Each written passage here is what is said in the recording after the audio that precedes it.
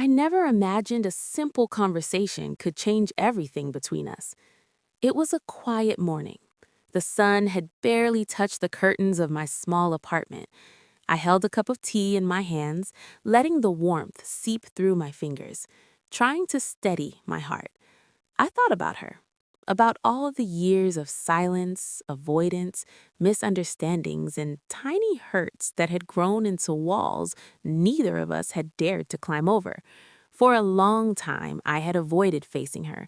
Every memory of her made me feel nervous, unsure, and strangely ashamed. I kept telling myself I would reach out tomorrow, and tomorrow kept coming and going. But the truth was, every day I delayed, the weight on my chest grew heavier. I remember the day most clearly. The phone call had been short, simple. Her voice was steady, careful, polite. There was no accusation, no anger, just a quiet distance that spoke louder than words ever could. And I realized then, I could no longer hide from what needed to be said. So I prepared myself, not with anger, not with pride, not with excuses. I prepared myself with grace. I reminded myself of why I had loved her in the first place, of why I had carried hope in my heart that one day, somehow, we could meet each other not as adversaries, not as strangers, but as people who had once mattered deeply to one another. I stepped out that morning feeling a strange mixture of fear and courage. My hands trembled slightly as I reached for my coat. I took a deep breath.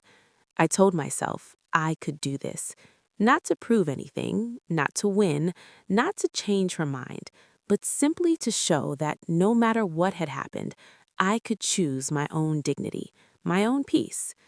As I walked toward her home, memories filled my mind. I remembered the laughter, the small moments of joy, the subtle gestures of care that had once bridged the distance between us. I also remembered the disappointments, the missteps, the things left unsaid. And yet, beneath it all, there was a hope, quiet, stubborn, persistent. Today, I would face her, and I would choose grace. We had known each other for over 20 years. She had been a part of my life in ways that were profound and complicated. Our connection had grown through shared experiences, family gatherings, and conversations that were sometimes easy, sometimes painfully honest. Over time, however, life had quietly shifted. Differences emerged. Small disagreements that once would have passed became persistent silences. Misunderstandings took root and grew into invisible barriers.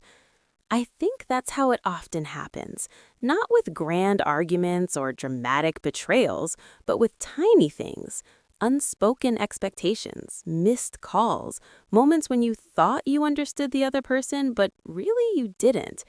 I had learned this slowly, painfully, as I watched our relationship grow distant. She had always been a careful person, precise with her words, thoughtful in her actions. Sometimes, though, her care came with caution. I often felt the weight of that caution, the subtle hesitation before she would speak her mind, and I, in turn, began to anticipate it, to walk lightly around her emotions, as if every step could trigger disappointment. There were good days, too.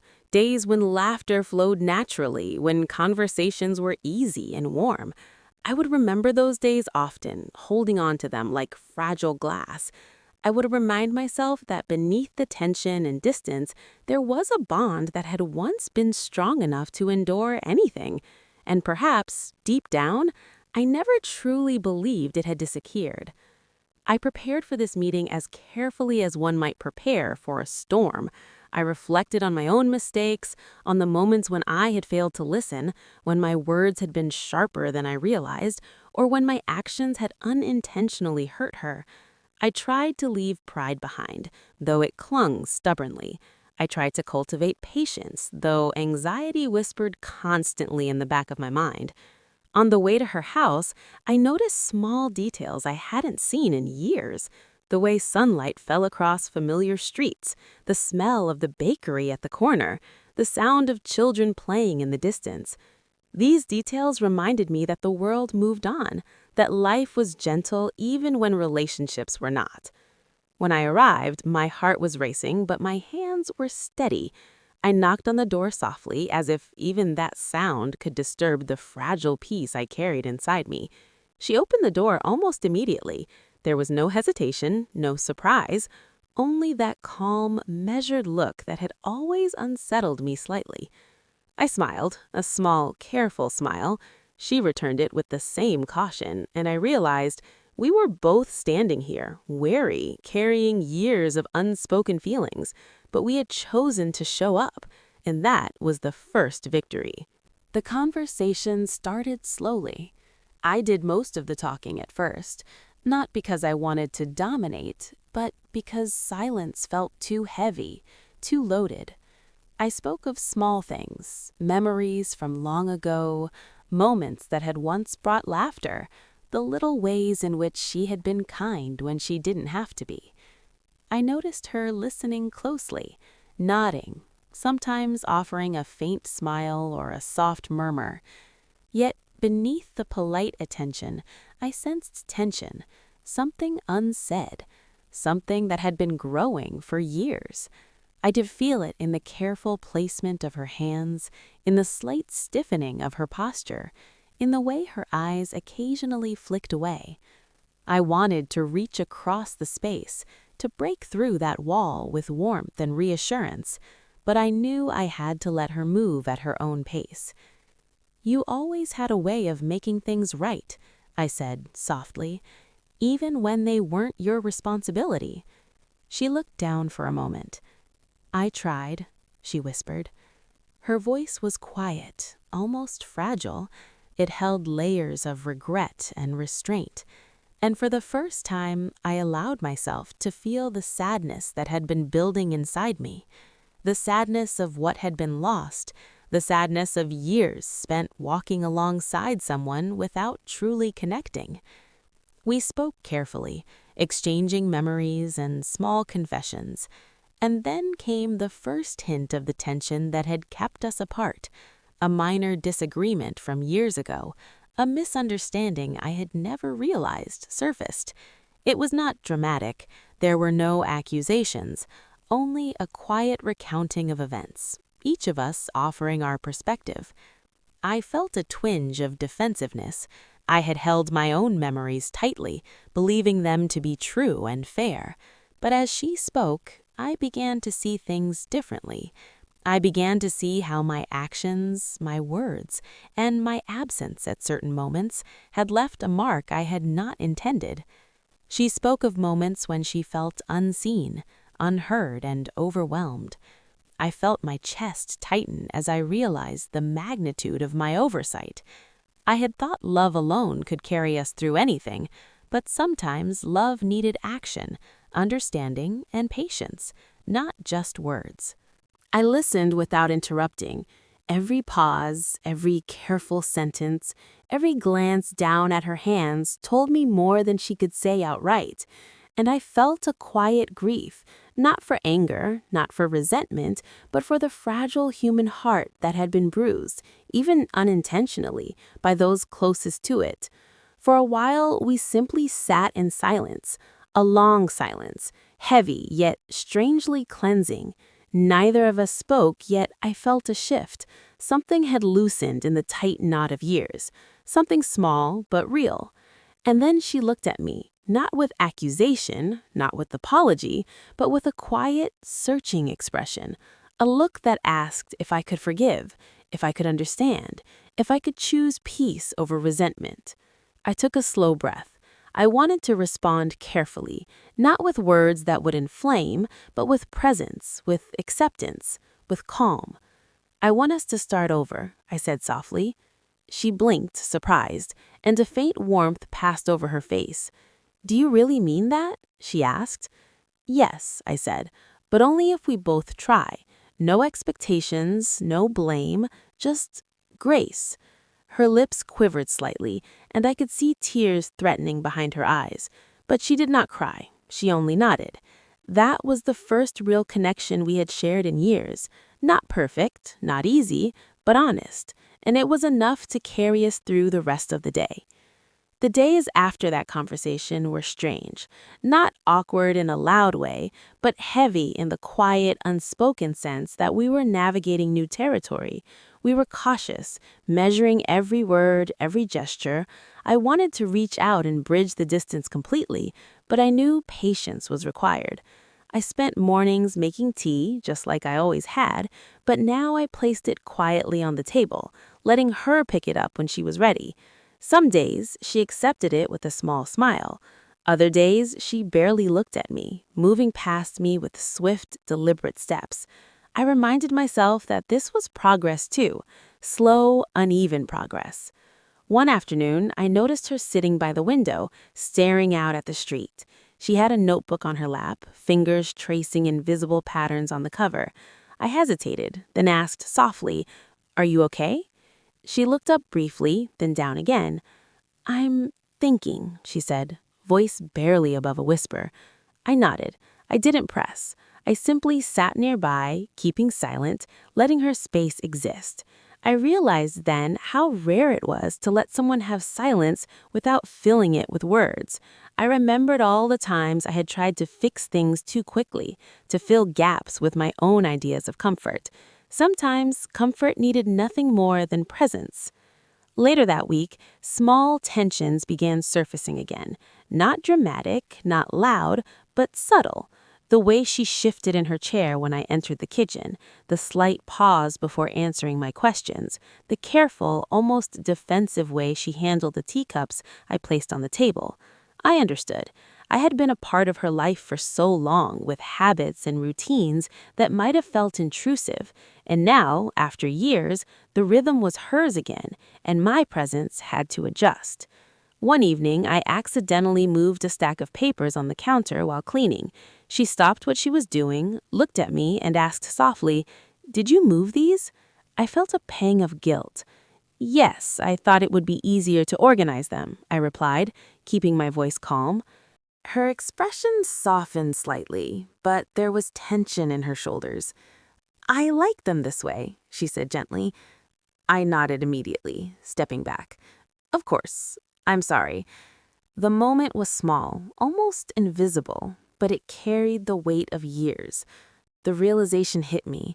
Sometimes love required restraint. Sometimes helping too much could feel like taking over. And sometimes silence, even when uncomfortable, was better than interference. A week later, something happened that changed everything. It was quiet, like a small ripple before a storm. I had been in the kitchen, preparing tea, and she entered carrying a small tray of snacks. She didn't speak at first, only placed the tray on the table, then leaned against the counter. I... I've been meaning to say something," she murmured. I looked up, curiosity mixed with cautious hope. "What is it?" She took a slow breath. "I've been feeling overwhelmed with everything. With us, with the house, with life." Her words were soft, careful, but they carried a weight that I had felt for a long time without acknowledging. I nodded slowly, letting her feel that I understood. "I didn't mean to push you away," she continued, "but sometimes I feel like I can't manage everything when you're here. I feel pressured, and I think it affected all of us."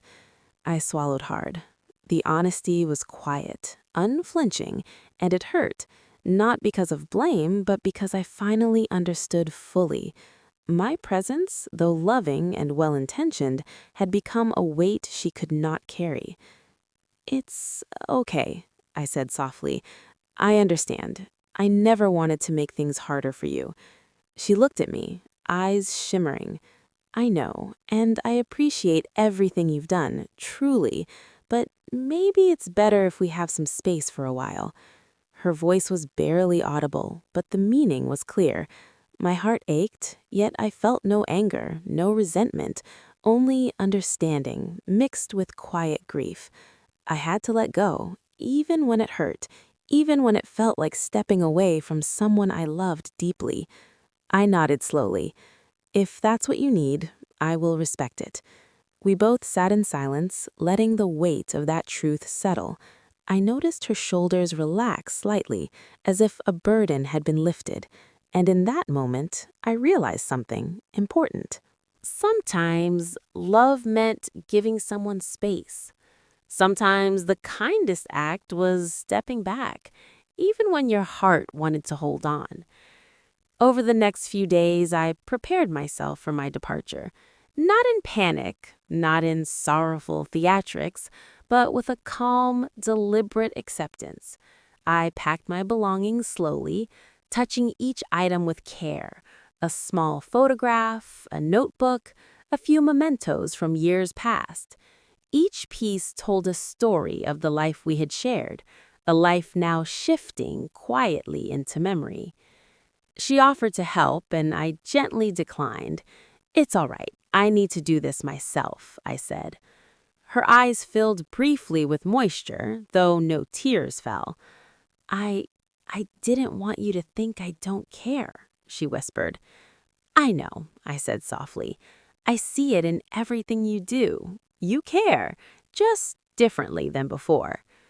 The day I left, I walked slowly to the door, suitcase in hand. She and her husband stood behind me, a quiet presence that spoke volumes. Not anger, not disappointment, only concern, subtle and human. I turned to them, smiling gently. This isn't goodbye, it's giving space for love to breathe. Her eyes glistened, and I could see the relief in her husband's face. They nodded, no words, only a long, shared understanding that sometimes love needed distance to grow. As I stepped outside, the sun felt soft on my face, and the breeze carried the faint scent of flowers from the nearby gardens. My heart was heavy, yes, but also calm. I had faced her.